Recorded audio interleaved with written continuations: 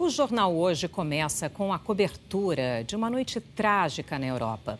A França amanheceu em luto depois do maior atentado terrorista da história do país e o segundo maior do continente. O Estado Islâmico assumiu a autoria dos ataques com bombas e tiros que mataram 128 pessoas e deixaram mais de 200 feridos. Eu vou conversar agora com o nosso correspondente Roberto Kovalik, que chegou a Paris hoje de manhã. Kovalik, boa tarde para você. Você está bem perto do Bataclan, que é aquela casa de espetáculos, né, que sofreu o maior dos atentados, não? É verdade, Sandra, o Bataclan fica ali no fundo, espero que dê para ver, aquele toldo preto, agora o policial entrou na frente, lá, aquele toldo preto com letras amarelas. Ali é o Bataclan, a casa de espetáculos onde aconteceu essa carnificina. Ainda não sabe o número exato dos mortos ali dentro. Há fontes que dizem que são 82, 87, algumas pessoas dizem que são mais de 100. Mas uma notícia importante, já foi identificado um dos atiradores ali dentro. É um francês. Ele foi identificado por causa das impressões digitais. Ainda não se sabe o nome desse francês, mas ele já seria conhecido das forças de segurança e dos serviços de inteligência da França. A cidade aqui, com exceção dessa área onde há muita movimentação de jornalistas, curiosos, a cidade está meio vazia. Um dos jornais daqui chegou a dizer que hoje Paris é uma cidade fantasma. Aquela região ali dos grandes magazines, né, que atraem muitos turistas, estão praticamente vazias essas regiões. Os aeroportos e os terminais de trem funcionam normalmente com segurança e esse esquema, esse mega esquema de segurança que o governo francês prometeu, aos poucos está sendo montado. A gente vê nessas áreas mais que seriam alvos, a gente vê bastante segurança, mas a gente vê a cidade vazia. Uma das coisas que o governo francês quer evitar é aglomeração. Tanto que estão proibidos shows, os cinemas não funcionam, até o parque de diversões, a Euro Disney, fechou hoje. Ou seja, o governo quer evitar que ocorram novos atentados e pede para que as pessoas não fiquem em aglomerações. Sandra. Ok, Kovalik, os pontos turísticos foram fechados, a Torre Eiffel está fechada indefinidamente, ali recebe 20 mil turistas por dia. Eu quero mostrar para vocês um mapa de Paris, o Estádio de França, e aí, ali, olha, a Torre Eiffel, Arco do Triunfo, né? E aí, qual foi a sequência dos atentados? Começou por volta das 9h25 da noite, lá no Estádio de France, 6h25 da tarde, hora aqui do Brasil. Ao mesmo tempo, praticamente, foi atacado o restaurante Le Petit Cambodge. Aqui estavam 2 brasileiros.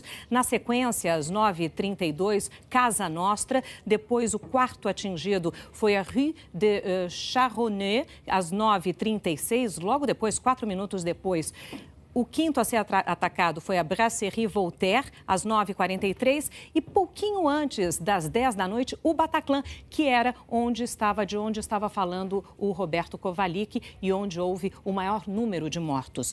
Esse foi o pior ataque terrorista da história da França. Desta vez, as regiões escolhidas foram de grande concentração de pessoas. O presidente François Hollande classificou o ataque do Estado Islâmico como um ato de guerra. Os atentados foram em 6 locais de Paris, por volta das 9h25 da noite, de lá, 6h25 da tarde, no nosso horário de Brasília. Uma bomba explodiu perto do Stade de France, onde 70 mil pessoas assistiam à partida entre as seleções da França e da Alemanha. 5 minutos depois, mais uma explosão. O lateral da França, Patrice Evra, parou por um instante sem entender o que estava acontecendo. O presidente François Hollande estava no estádio e foi retirado pelos seguranças. O jogo seguiu até o final e a França venceu por 2-0. Os torcedores foram avisados pelo sistema de som que 2 saídas tinham sido fechadas e que eles deveriam deixar o estádio pelas alas norte e oeste. A repórter da Globo News, Carolina Cimente, de férias em Paris, estava no estádio e contou como foi a reação das pessoas. A gente se assustou, algumas pessoas chegaram até a se abaixar, não digo deitar no chão, mas se abaixar atrás das cadeiras. Quem estava nessas alas que estavam fechadas tentou sair de qualquer forma. E quando foi proibido pela polícia de passar pelas portas, as pessoas se assustaram, se criou um clima de pânico e voltaram correndo para dentro do estádio. E aí todo mundo, claro, se assustou e invadiu o campo, o gramado. Quando os torcedores foram liberados, um deles fez estas imagens. Os franceses cantavam o hino nacional, a Marselhesa, enquanto saíam.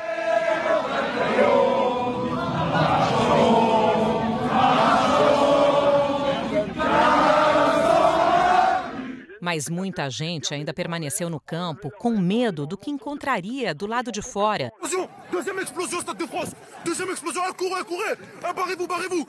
Simultaneamente aconteciam outros ataques em ruas da região leste de Paris, num bairro boêmio onde fica a Praça de La République, que fica lotada de jovens. Em 2 restaurantes, terroristas entraram atirando. Na casa de espetáculos Bataclan, 1.500 pessoas assistiam a um show da banda americana Eagles of Death Metal. Uma fã da banda postou uma foto minutos antes do ataque. O Bataclan estava lotado. Testemunhas disseram que 4 terroristas entraram atirando com fuzis AK-47. A ação durou cerca de 10 minutos. As pessoas tentavam sair desesperadas de tudo quanto era jeito. O jornalista do Le Monde registrou essas imagens do apartamento dele, nos fundos do Bataclan, e perguntava o que está acontecendo.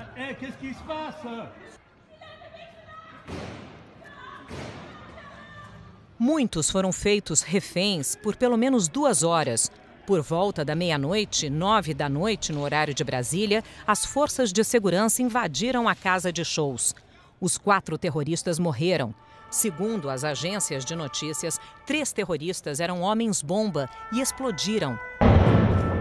Só então os agentes puderam concluir o resgate e libertar os reféns do Bataclan.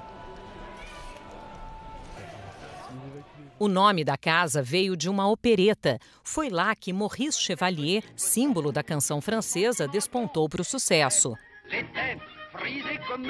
Depois de ser destruído por um incêndio, ressurgiu como casa de música eletropop. O Bataclan foi alvo dos ataques mais sangrentos. Nas ruas ao redor, o sofrimento era geral. Pessoas feridas, sendo socorridas, outras pedindo ajuda. Brasileiros que estão em Paris contaram onde estavam no momento dos atentados. Bom, o momento mais assustador para a gente foi exatamente quando a gente estava na Gare du Nord, na estação de trem que a gente mudaria para o metrô, em que a polícia começou a vir correndo, dizendo: saiam logo da estação, saiam correndo da estação. E a gente teve que pular a catraca. Então foi bem desesperador esse momento, porque a gente não sabia exatamente para onde sair e de onde vinha algum possível ataque que a polícia estava dizendo para a gente sair correndo. Tentando procurar um meio de locomoção, tentando me achar ainda e compreender como que eu ia voltar para minha casa, dava para ouvir alguns tiros. Eu consegui entrar numa loja, consegui mais informações sobre o que estava acontecendo. Uma amiga minha foi ferida, umas outras pessoas estão no hospital. Infelizmente, aqui nos próximos dias, além do sentimento de perda e além do sentimento de luto, a situação de segurança no país vai ser muito caótica e muito tensa. Isso continua sendo muito perigoso.